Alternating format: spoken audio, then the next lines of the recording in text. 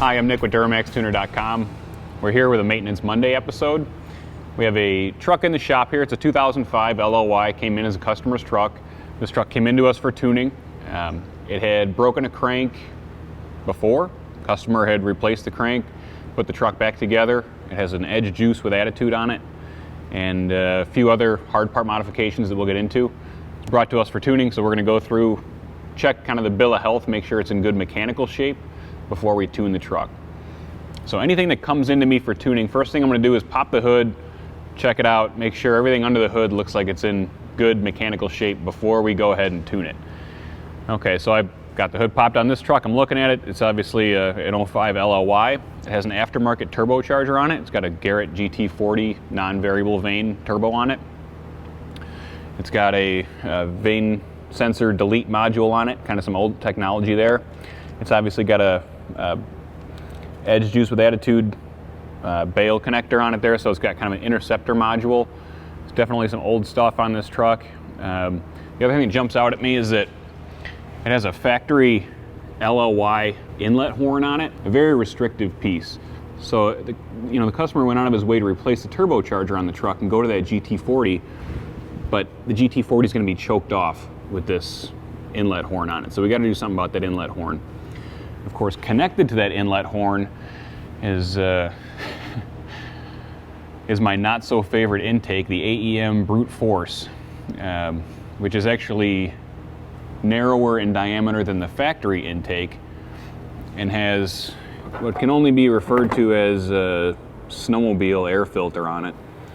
So we're feeding a 500 to 600 horsepower truck through this air filter that's barely big enough for a VTEC.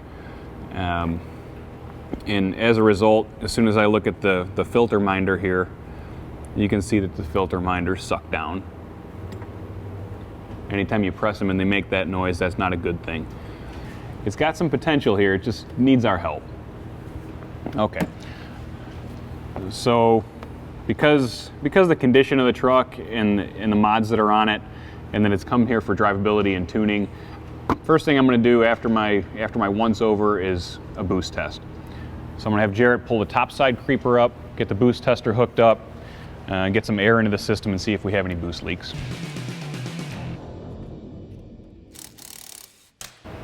Okay, so boost tester's hooked up. Make sure my regulator's all the way loose. Turn the air on, start feeding it some air. Come up a little bit.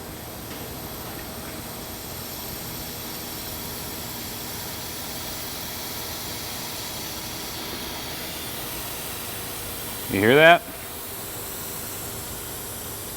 Not only do we have a very restrictive intake system on the truck that's not allowing air to get into the turbocharger efficiently, once air is in the turbocharger and it's compressed and being worked, not all of it's making it to the engine. We have a pretty significant boost leak and you can hear it.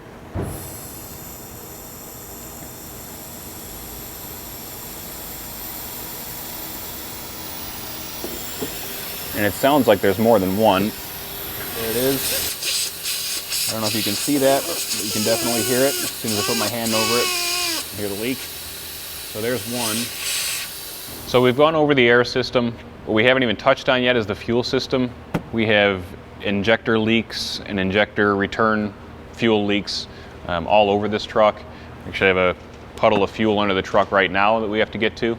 So these are my favorite ones. You know, they come in, the guy obviously really wants the truck to run well. He spent money on it before. You know, he's into the performance deal, and he's just not quite there. But with a few little fixes, you know, nothing crazy, we should be able to get this truck up and running 10 times better than it was when it came in, and he'll be thrilled to death with it. You know, we're going to start with a LBZ mouthpiece, so the much bigger, less restrictive mouthpiece on the truck. Recommend an S&B inlet for the air filter. Even a stock setup would be better than this brute force. And then whatever needs to happen to fix the fuel system. And then we'll go through and tune it and make sure the truck's in good mechanical shape on the scan. I'm Nick, thanks for watching.